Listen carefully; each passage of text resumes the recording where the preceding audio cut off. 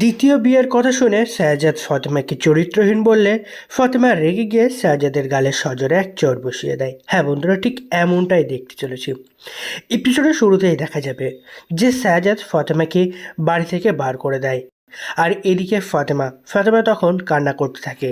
সে বারবার বলতে থাকে যে তার ভালোর জন্য সে এই কাজটা করেছে, কিন্তু শাহজাদ সেই কথা কোনোভাবেই শুনতে রাজি হয় না।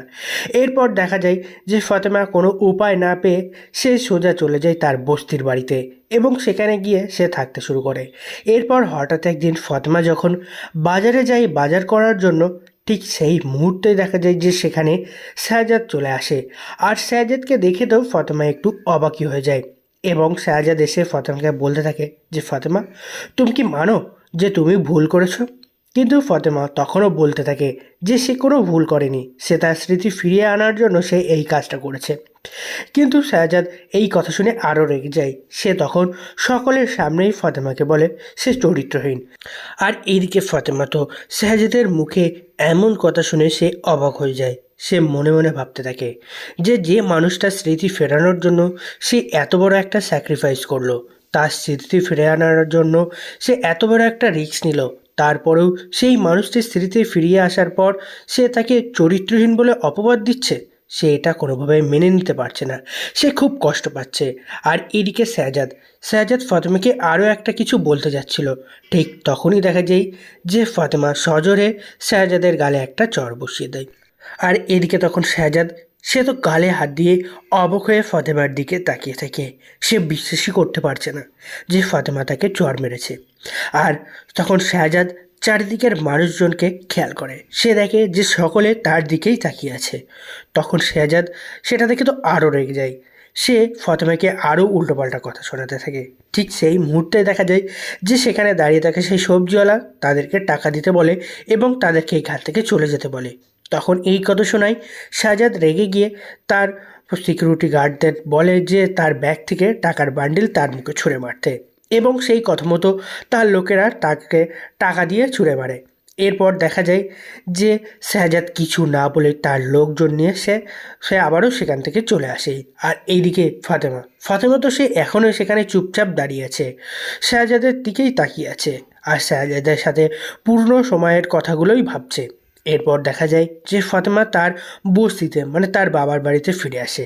সে বাড়িতে এসে সে শাহজাদের সাথে ঘটা সেই ঘটনাগুলোর কথাই ভাবছে এবং সে মনে মনে যে শাহজাদকে চড় মেরেছে সেই কথাটাই ভাবছে। আর এই কথাটা ভেবে সে আরও কষ্ট পাচ্ছে। সে ভাবতেই পারছে না যে শাহজাদকে সে চড় মেরেছে।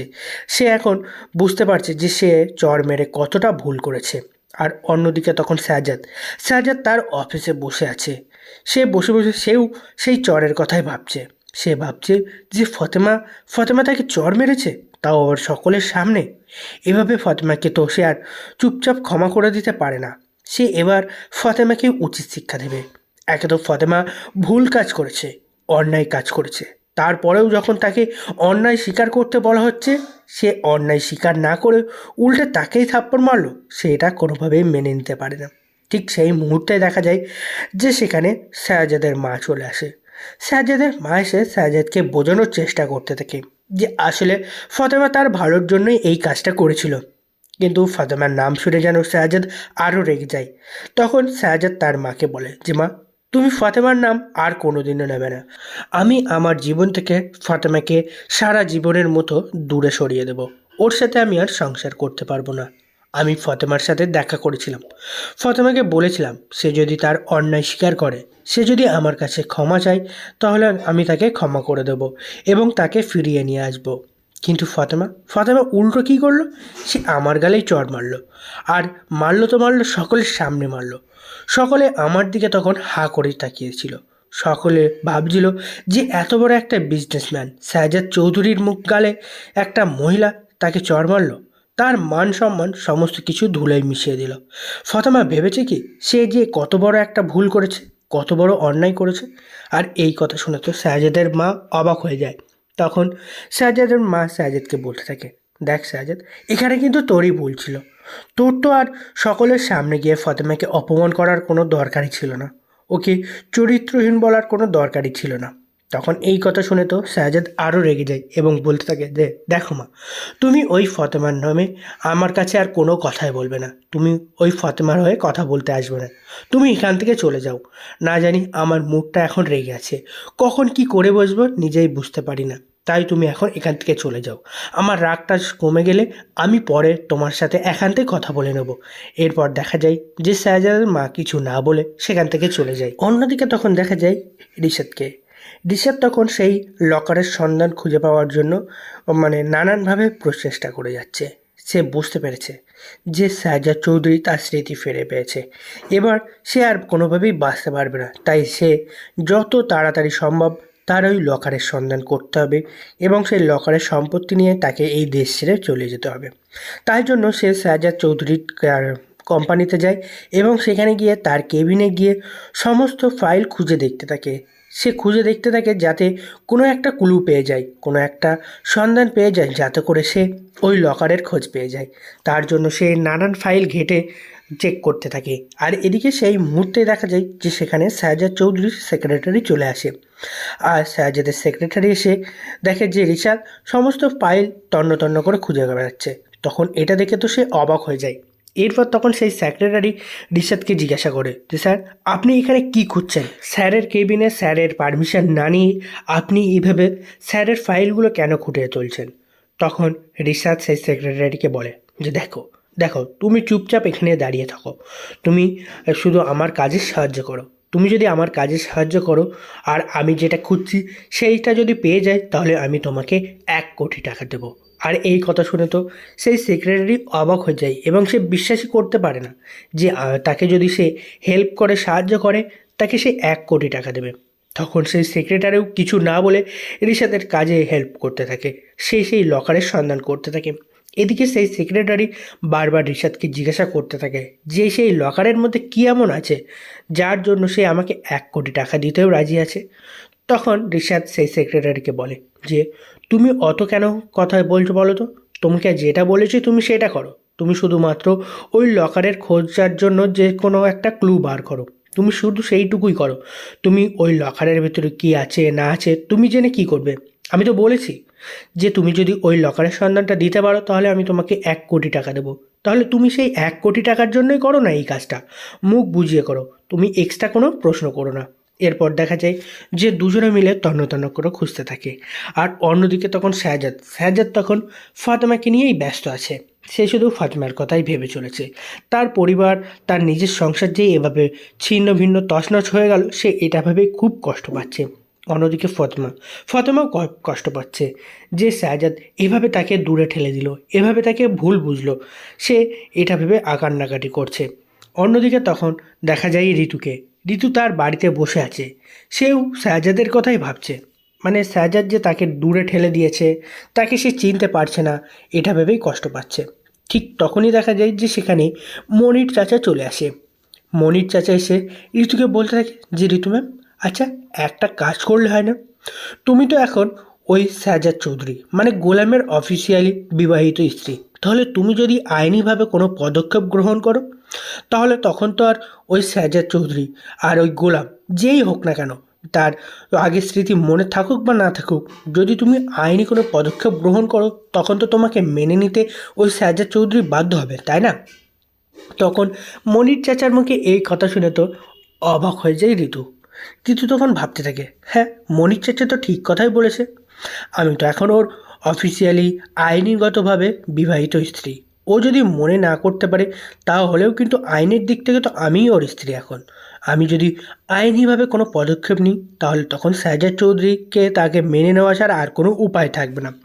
সে সাথে সাথে সময় নষ্ট না করে সে একটা উকিলের সাথে দেখা করার জন্য চলে যায়। অন্যদিকে তখন ঋতুর মা ঋতুকে জিজ্ঞাসা করে যে সে এভাবে হন্তদন্ত করে কোথায় যাচ্ছে। এদিকে তখন ঋতু তার মাকে কোনো প্রশ্নের উত্তর না দিয়ে সে বাড়ি থেকে বেরিয়ে যায়। এদিকে ঋষাদ যখন সেই লকারে খোঁজার চেষ্টা করছিল, ঠিক সেই মুহূর্তে দেখা যায় যে ঋষাদের ফোনটা বেজে ওঠে। সে পকেট থেকে ফোনটা বার করার পরে দেখে যে দাউদ খান তাকে ফোন করেছে। আর দাউদ খান যে ফোন করেছে এটা দেখেই সে অবাক হয়ে গেছে। সে খুব ভয় পাচ্ছে, কারণ দাউদ খানও সে খুব প্রেশারাইজড করছে। সে তাকে ওই লকারের সন্ধান দিতে হবে তাকে। যদি সে কোনোভাবেই ওই লকারের সন্ধানটা না দিতে পারে তাহলে সে তাকে মেরে ফেলবে। রিশাদ তখন নিজেকে সামলে নিয়ে সে ফোনটা রিসিভ করে। আর অন্যদিকে তখন দাউদ খান তাকে বলতে থাকে যে রিশাদ, সে তার কাছে আর বেশি সময় নেই। শাহজাদ চৌধুরী যখন তখন তার অফিসে পৌঁছে যেতে পারে, তাই যেভাবেই হোক তাকে ওই লকারের সন্ধান নিয়ে তাড়াতাড়ি করে বেরিয়ে আসতে হবে। এই বলেই দাউদ খান ফোনটা কেটে দেয়। আর এদিকে ঠিক সেই মুহূর্তে দেখা যায় যে তার সেক্রেটারি মানে শাহজাদ চৌধুরীর সেক্রেটারি এসে রিশাদকে বলতে থাকে যে শাহজাদ আর ফাতেমার মধ্যে ঝামেলা হয়েছে। শাহজাদ ফাতেমাকে বাড়ি থেকে বার করে দিয়েছে। ফাতেমা বাড়ি ছেড়ে চলে গিয়ে সে তার বস্তির বাড়িতে ফিরে গেছে, সে সেখানেই আছে। আর এটা শুনে রিশাদ একটু আনন্দিত হয়। সে বুঝতে পারে যে তাকে আবারও এই সুযোগটা কাজে লাগাতে হবে। সে যেভাবে হোক ওই শাহজাদ আর ফাতেমাকে ফের আলাদা করবে। তাদের দুজনকে এক হতে দেওয়া যাবে না, কারণ সে জানে তারা দুজন যদি এক হয়ে যায় তাহলে সে কোনোভাবেই ওই লকারের সন্ধান খুঁজে বার করতে পারবে না এবং ওই শাহজাদ চৌধুরীকে রাস্তা থেকে সরাতে পারবে না। কারণ ওরা দুজন যদি এক হয়ে যায় তাহলে ওরা একে অপরকে বাঁচানোর জন্য জীবন মরণ পর্যন্ত লড়বে। এরপর দেখা যায় যে রিশাদ তাড়াহুড়ো করে সে লকারের সন্ধান খোঁজা বাদ দিয়ে সে তার সেক্রেটারি মানে শাহজাদ চৌধুরীর সেক্রেটারিকে বলে যে লকার খুঁজে বার করতে। এরপর সে তাড়াহুড়ো করে সেখান থেকে চলে যায় এবং সে সোজা চলে যায় বস্তির বাড়িতে, ফাতেমার বস্তির বাড়িতে। আর এদিকে ফাতেমা যখন দেখে যে তার বস্তির বাড়িতে হাজির হয়েছে রিশাদ, রিশাদকে দেখে তো ফাতেমা রেগে যায়। ফাতেমা তখন রিশাদকে জিজ্ঞাসা করে যে রিশাদ, সে এখানে কেন এসেছে আর তার এখানে কি কাজ আছে। তার সাথে সে কোনোভাবেই কথা বলতে চায় না, তার জন্যই আজকে তার সংসার নষ্ট হতে চলেছে, তাই সে তার সাথে কোনোভাবেই কথা বলবে না, সে এখান থেকে চলে যায়। কিন্তু রিশাদ বারবার ফাতেমাকে অনুরোধ করতে থাকে, তার সাথে কথা বলার চেষ্টা করতে থাকে। অবশেষে ফাতেমা বাধ্য হয় এবং সে রিশাদের সাথে কথা বলতে রাজি হয়ে যায়। এরপর দেখা যায় যে রিশাদ ও ফাতেমা আবারও কথা বলছে। ঠিক সেই মুহূর্তে দেখা যায় যে সেখানে আবারও শাহজাদ চলে আসে। আর শাহজাদ এসেই দেখে যে রিশাদ ও ফাতেমা একসাথে কথা বলছে। আর তাদের দুজনকে এভাবে একসাথে দেখে তো শাহজাদ আবারও তাদেরকে ভুল বোঝে। সে কোনো কিছু না বলেই ফাতেমাকে বলতে থাকে, তাহলে তাহলে তুমি নিজেকে প্রমাণ করে দিলে তো যে তুমি অন্যায় করেছো, তুমি ভুল করেছো। দেখো, তখন তো তুমি আমাকে চড় মেরেছিলে, কিন্তু এখন এখন তো আমি তোমাদের দুজনকে হাতে নাতে ধরে ফেলেছি। এখন তুমি কি করবে, কি বলবে বলো?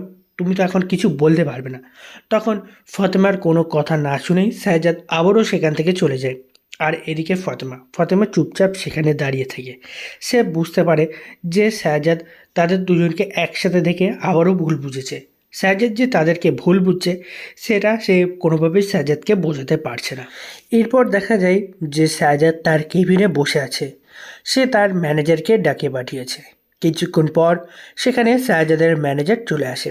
এরপর শাহজাদ তার ম্যানেজারকে বলতে থাকে যে দেখো, কিছুদিন আগে আমার ওপর যে হামলা হয়েছিল, আমাকে যে মারার চেষ্টা করা হয়েছিল, তাদের সকলের কথা আমার মনে না থাকলেও কিন্তু আমি সেদিন যে ড্রাইভারকে দেখেছিলাম সেই ড্রাইভারের কথা আমার মনে আছে। তাই তোমাকে সেই ড্রাইভারকে তুলে আনতে হবে। আর এই ড্রাইভারের কথা শুনে তো স্যার ম্যানেজার অবাক হয়ে যায়, কারণ শাহজাদের মা শাহজাদকে সব কিছু বলতে বারণ করেছে। আর সে কি করবে কিছুই বুঝতে পারে না। এদিকে শাহজাদ যখন বলে যে সেই ড্রাইভারকে তুলে আনতে, সেই ড্রাইভারকে তুলে এনে সমস্ত কিছু জিজ্ঞাসা করলেই সে সব কিছু জানতে পেরে যাবে, তখন শাহজাদের ম্যানেজারের কাছে আর কোনো উপায় থাকে না। সে বাধ্য হয়ে যায়। সে শাহজাদের কথা মতো সেই ড্রাইভারকে তুলে আনার জন্য চলে যায়। এরপর দেখা যায় যে শাহজাদের ম্যানেজার সেই ড্রাইভারকে তার গোডাউনে নিয়ে চলে আসে এবং শাহজাদকে ফোন করে জানিয়ে দেয় যে সে ড্রাইভারকে তুলে এনেছে। এরপর দেখা যায় যে শাহজাদ সময় নষ্ট না করে সে গোডাউনে চলে আসে আর সেই ড্রাইভারকে জিজ্ঞাসা করতে থাকে যে সেদিন কে কে ছিল, কে কে তাকে মারার চেষ্টা করেছিল, কে কে তার উপর হামলা করেছিল। সেই ড্রাইভারকে জিজ্ঞাসা করতে থাকে। তখন সেই ড্রাইভার তাদেরকে বলতে থাকে যে সে কাদেরও নাম চেনে না, সেদিন কাকে ছিল বা কারা ছিল সে তাদেরকে চেনে না। সে তাদেরকে ছবি দেখে চিনতে পারবে, কিন্তু তাদের যে নাম কি সে সেটা বলতে পারবে না। এরপর সেদের যখন বুঝতে পারে যে সে তাদেরকে চেনে না, সে তাদেরকে ছবি দেখে চিনতে পারবে, তখন শাহজাদ বলে যে সেদিন মানে আমার যা যা শত্রু, সমস্ত শত্রুর ফটো এই ড্রাইভারকে দেখাও। এই ড্রাইভারকে দেখিয়ে তাদেরকে খুঁজে বার করো। যতক্ষণ না আমি তাদেরকে খুঁজে বার করছি, তাদেরকে আমার চোখের সামনে পাচ্ছি, ততক্ষণ তোমরা এই ড্রাইভারকে ছেড়ে দেবে না। এই ড্রাইভারই হলো আমার এখন হাতিয়ার। এর সাহায্যেই আমাকে সমস্ত শত্রুকে খুঁজে বার করতে হবে এবং তাদের একে একে শেষ করে দিতে হবে। কারণ আমি যে এই 7 থেকে 8 মাস আমার স্মৃতি হারিয়ে ফেলেছিলাম, এর মধ্যে তাদের ডানা গজিয়ে গেছে, তাদের ডানা কেটে ফেলার সময় চলে এসেছে। তাই এখন আর সময় নষ্ট না করে তাদেরকে খুঁজে বার করতে হবে। এরপর দেখা যায় যে সেই কথা মতো সেই ড্রাইভার একে একে তার শত্রুদের, মানে সেদিন যে তার ওপর অ্যাটাক করেছিল, তাদেরকে খুঁজে বার করতে সাহায্য করে এবং সমস্ত ছবি দেখে তাদেরকে আলাদা করে দেয়। এবং এরপর যখন দেখে যে সেই ছবিগুলোর মধ্যে রিশাদের ছবি আছে, তখন সাজ্জাদ আরও রেগে যায়। সাজ্জাদ তখন বুঝতে পারে যে রিশাদ আসলে ফাতেমাকে ভুল বোঝাচ্ছে, ফাতেমাকে হাতিয়ার বানিয়ে তাকে শেষ করার চেষ্টা করছে। ওই রিশাদ ফাতেমাকে ব্যবহার করছে, সে সব কিছু বুঝতে পারে। তারপরে তার মনে আরও একটা সন্দেহ থাকে যে আসলে ফাতেমা কি আসলেই রিশাদকে ব্যবহার করছে, নাকি রিশাদ ফাতেমাকে ব্যবহার করছে। এই পিছনে যদি রিশাদ করে থাকে বা রিশাদকে দিয়ে ফাতেমা এই কাজটা করে থাকে, তাহলে তাহলে তো সেটাও তাকে জানতে হবে। তাদের সমস্ত কিছু জানতে হবে যে এই ফাতেমা কি আদৌ তার হয়ে আছে, নাকি সে রিশাদের হয়ে কাজ করছে। তার মনে এই সন্দেহটা ধীরে ধীরে দানা পাকতে থাকে। এরপর দেখা যায় যে সাজ্জাদ কী করবে কিছুই বুঝতে পারে না। সে একে একে সেই শত্রুদেরকে আটক করার জন্য তার দলবল, তার লোকজনকে আদেশ দিয়ে দেয়।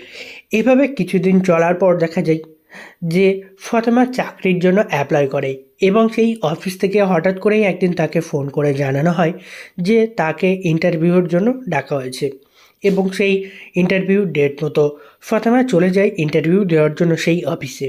এবং সেই অফিসে গিয়ে করিডোরে অপেক্ষা করতে থাকে। সে সময়ের জন্য অপেক্ষা করতে থাকে যে কখন তাকে ডাকা হবে ইন্টারভিউর জন্য। আর যখনই ফাতেমা অপেক্ষা করছিল, সেই মুহূর্তে সে দেখতে পায় যে সেখানে সাজ্জাদ এসে হাজির হয়। সাজ্জাদ তার দলবল নিয়ে সেই অফিসে চলে এসেছে। তখন সাজ্জাদকে দেখে তো ফাতেমা একটু অবাকই হয়ে যায়। তা আর এদিকে সাজ্জাদও লক্ষ্য করেছে যে সেখানে ফাতেমা বসে আছে। সাজ্জাদ তখন ফাতেমার সামনে আসে এবং ফাতেমাকে জিজ্ঞাসা করে যে সে এখানে কি করছে। তখন ফাতেমা বলে যে সে এসেছে তার চাকরির জন্য, তাকে আজকে এখানে ডাকা হয়েছে ইন্টারভিউ নেওয়ার জন্য। সে যদি ইন্টারভিউ পাস করে তাহলে সে একটা চাকরি করতে পারবে। তখন এই কথা শুনে সাজ্জাদ একটু হাসতে থাকে এবং সাজ্জাদ তখন বলে, ও তুমি তাহলে এবার থেকে চাকরি করবে, তাই তো? তাহলে তুমি ভেবেই নিয়েছো যে তুমি তোমার অন্যায়টা স্বীকার করবে না। আমি কিন্তু তোমার হাতে আর একটা সুযোগ দিচ্ছি। তুমি যদি তোমার অন্যায়টা স্বীকার করো, তাহলে কিন্তু আমি তোমাকে নিয়ে আবারও বাড়িতে ফিরে যেতে পারি। আর যদি তুমি অন্যায় স্বীকার না করো, তাহলে কিন্তু আমি তোমাকে কখনো ওই বাড়িতে নিয়ে যাব না। আর এই কিন্তু তোমার শেষ সুযোগ। এবার যদি তুমি এই সুযোগটা হারিয়ে ফেলো, তাহলে কিন্তু কখনো আর তুমি ওই বাড়িতে প্রবেশ করতে পারবে না। আর তুমি তোমার সন্তানকেও ফিরে পাবে না। বুঝতে পেরেছো? তখন দেখা যায় যে ফাতেমা বলতে থাকে যে দেখো শাহজাদ, আমি যে অন্যায়টা করিনি, তাহলে সেই অন্যায়ের দায় আমি কেন নিতে যাব? আমি যদি অন্যায় করতাম তাহলে তোমাকে এতবার করে বলতে লাগতো না, আমি নিজেই ক্ষমা চেয়ে নিতাম। আর এখানে আমি যা যা করেছি তোমার মায়ের সাহায্য নিয়েই করেছি। তোমার স্মৃতি ফিরিয়ে আনার জন্য আমার কাছে যখন যেটা মনে হয়েছে সেটা করেছি। এতে যদি আমার কোনো অন্যায় হয়ে থাকে বা ভুল হয়ে থাকে, তাহলে সেটার দোষ তো শুধু আমি না, তোমার মাও আছে। আমি যা দোষ করব সেটার সমান সমান দাসী হচ্ছে তোমার মা। তখন এই কথা শুনে সাজ্জাদ একটু অবাকই হয়ে যায়। এরপর দেখা যায় যে সাজ্জাদ বুঝতে পারে যে ফাতেমা তার অন্যায় স্বীকার করবে না। তখনই দেখা যায় যে ফাতেমা জিজ্ঞাসা করে যে সাজ্জাদ, তুমি এখানে কি করছো? তখন সাজ্জাদ বলে যে এই আসলে আজকে যে ইন্টারভিউটা আছে না, সেই ইন্টারভিউটা আজকে আমি নিতে চলেছি। তখন এই কথা শুনে তো ফাতেমা অবাক হয়ে যায়। ফাতেমা তখন বলে, তুমি ইন্টারভিউ নেবে মানে? তুমি এই কোম্পানিতে ইন্টারভিউ কেন নিতে এসেছো? এই কোম্পানির আসল মালিক তো অন্য কেউ, আজকে তো অন্য কেউ ইন্টারভিউ নেবে না। তাহলে তাহলে তুমি এখানে কেন এসেছো? এই অফিসের সাথে তোমার কী যোগসূত্র আছে? তখন দেখা যায় যে শাহজাদ বলতে থাকে, দেখো ফাতেমা, তুমি আসলে ভুল বুঝছো। এই অফিসটা হলো আমার, তাই আজকে ইন্টারভিউর জন্য তো আমাকেই নিতে হবে, তাই না? যেহেতু আমি এই কোম্পানিটা দেখাশোনা করছি, এই কোম্পানির মালিক আমি, তাহলে ইন্টারভিউ তো আমাকেই নিতে হবে। তুমি এতদিন যেটা জেনেছো সেটা আসলে ভুল। আমি আমার ম্যানেজারকে দায়িত্ব দিয়ে রেখেছিলাম যে এই অফিসটা মানে পরিচালনা করার জন্য। তাই তুমি এসব কিছু বুঝতেই পারোনি। আর এই কথা শুনে ফাতেমা অবাক হয়ে যায়। ফাতেমা তখন বলে, ও তাহলে তুমি যদি আজকে ইন্টারভিউ নেই, তাহলে তো আমার ইন্টারভিউ দিয়ে কোনো লাভ হবে না, কারণ রেজাল্ট তো আগে থেকেই জানা আছে। কারণ আমি ইন্টারভিউতে পাশ করে গেলেও তুমি তো আমাকে চাকরিটা দেবে না, তাই না? তাহলে আমি ইন্টারভিউ না দিয়েই বাড়িতে চলে যাই। বেকার বেকার এতক্ষণ সময় নষ্ট না করে তো লাভ নেই। আমার অনেক কাজ আছে। এই সময়টা কাজে লাগিয়ে আমি অন্য কোনো কোম্পানিতে ইন্টারভিউ দিতে যাব, অন্য কোনো চাকরির জন্য অ্যাপ্লাই করব। কিন্তু এই কোম্পানিতে ইন্টারভিউ দেওয়া মানে বেকার সময় নষ্ট করা। তখন এই কথা শুনে সাজ্জাদ বলতে থাকে যে, ফাতেমা তুমি কি মনে করো আমি কি নিজের মানে পার্সোনাল প্রতিশোধ নেওয়ার জন্য তোমাকে এই চাকরিটা দিতে পারবো না? আসলে কি জানো তো, আমি এই কোম্পানির সাথে আমি নিজের পার্সোনাল কোনো বিষয় জড়াতে চাই না। আসলে যদি তুমি ইন্টারভিউ দিতে চাও দিতে পারো, আর সেটা তোমার ইচ্ছা, তুমি দেবে কি দেবে না সেটা তোমার ওপরেই আমি ছেড়ে দিলাম। আর তুমি যদি ইন্টারভিউতে পাস করতে পারো তাহলে তোমাকেই চাকরিটা দেওয়া হবে। এখানে কোনোভাবে পার্সোনাল প্রতিশোধ নেওয়া হবে না। আর এখানে যে শুধুমাত্র আমি একাই ইন্টারভিউ নেব তা তো নয়, আমার সাথে আমার কিছু পার্টনারও থাকবে। তাদের যা যা মতামত হবে সেই মতামত অনুযায়ী চাকরিটা দেওয়া হবে। তার জন্য তোমায় যদি ক্যান্ডিডেট হিসেবে ইন্টারভিউ দেয়, তোমাকেও একটা ক্যান্ডিডেট হিসেবেই মানা হবে। তোমার যে আমার সাথে আগে সম্পর্ক ছিল সেটা এই বিষয়ের মধ্যে কোনোভাবেই ইন্টারফেয়ার করবে না। এরপর দেখা যায় সাজ্জাদ তাকে কিছু না বলে সেখান থেকে চলে যায়। এইদিকে ফাতেমা তখন বুঝতে পারছে না যে তার এখন কি করা উচিত। সে কি আজকের ইন্টারভিউটা দেবে, নাকি সে অন্য কোনো কোম্পানিতে অ্যাপ্লাই করবে চাকরির জন্য? অবশেষে দোনোমনো করতে করতে ফাতেমাকে ডাকা হয়। আর ফাতেমা তখন কিছু না বুঝে বা না শুনেই সে চলে যায় ইন্টারভিউ দেওয়ার জন্য। সে মনে মনে একটা কথাই ভাবে যে যাওয়া হোক না কেন, ইন্টারভিউ দিতে তো তার কোনো ক্ষতি নেই। সে গিয়ে ইন্টারভিউ যখন দিতে এসেছে তখন সে ইন্টারভিউটা দিয়েই বাড়ি যাবে। এই ভেবে সে চলে যায় ইন্টারভিউ দেওয়ার জন্য। এরপর দেখা যায় যে সাজ্জাদ ও সাজ্জাদের পার্টনাররা সকলে মিলে ইন্টারভিউটা কমপ্লিট করে এবং তাকে একটা ডেট দেওয়া হয় এবং বলা হয় যে এই ডেটের মধ্যে তাকে জানানো হবে যে সে একে আসলে ইন্টারভিউতে পাস করেছে এটা কি না। যদি সে পাস করে থাকে তাহলে অটোমেটিক তাকে তার বাড়িতে একটা মানে জয়নিং লেটার চলে যাবে এবং সেই জয়নিং লেটারটা হাতে পেলেই সে তার পরের দিন থেকে এই যে কোম্পানিতে চাকরি করতে পারবে, সে তার ডিউটি শুরু করতে পারবে। এই বলে তাকে সেখান থেকে চলে যেতে বলা হয়। আর এদিকে তখন ফাতেমা কোনো কিছু না ভেবে সে তার বাড়িতে চলে আসে। সে মনে মনে একটা কথাই ভাবছে যে তার এই চাকরিটা তার কপালে জুটবে না, কারণ এখানে যে সাজ্জাদ আছে, সাজ্জাদ যে কোনোভাবে তার প্রতিশোধ নেওয়ার জন্য সে তাকে এই চাকরিটা পেতে দেবে না, সে করতেই দেবে না। আর যদি বা চাকরি পায় তাহলে কিন্তু সেই চাকরিটা তার জন্য খুব একটা ভালো হবে না। এরপর কিছুদিন পার হয়ে যায়। হঠাৎ করেই ফাতেমা যখন তার রান্নার কাজে ব্যস্ত ছিল, হঠাৎ করেই তার ফোনটা বেজে ওঠে। আর ফাতেমা তখন আননোন নাম্বার দেখে একটু অবাকই হয়ে যায় এবং সে তাড়াহুড়ো করে ফোনটা রিসিভ করে। অফিস থেকে তখন বলা হয় যে কংগ্রাচুলেশন, আপনাকে ইন্টারভিউ থেকে সিলেক্ট করা হয়েছে, তাই আপনার ঠিকানায় এখন একটা জয়েনিং লেটার পাঠানো হয়েছে। সেই জয়েনিং লেটারটা হাতে পেলেই আপনি তার পরের দিন থেকেই এসে ডিউটিতে জয়েন করতে পারেন। এই বলে ফোনটা কেটে দেয়। এদিকে এই কথা শুনে তো ফাতেমার মাথায় যেন আকাশ ভেঙে পড়ে।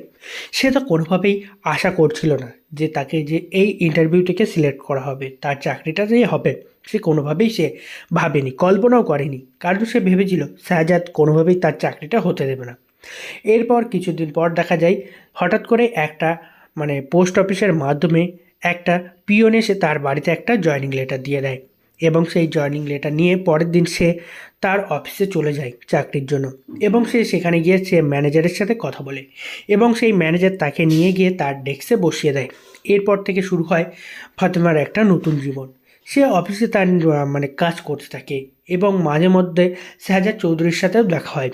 কিন্তু সাজ্জাদ যে তাকে চেনে সেটা সে কোনোভাবেই মানে সকলের সামনে প্রকাশ করে না। সে একটা আননোন লোক হিসেবেই এমনভাবে ট্রিট করে যে সে যেন তার সাথে কোনোদিন সম্পর্কই হয়নি, দেখাই হয়নি, এমনভাবে তার সাথে আচরণ করতে থাকে।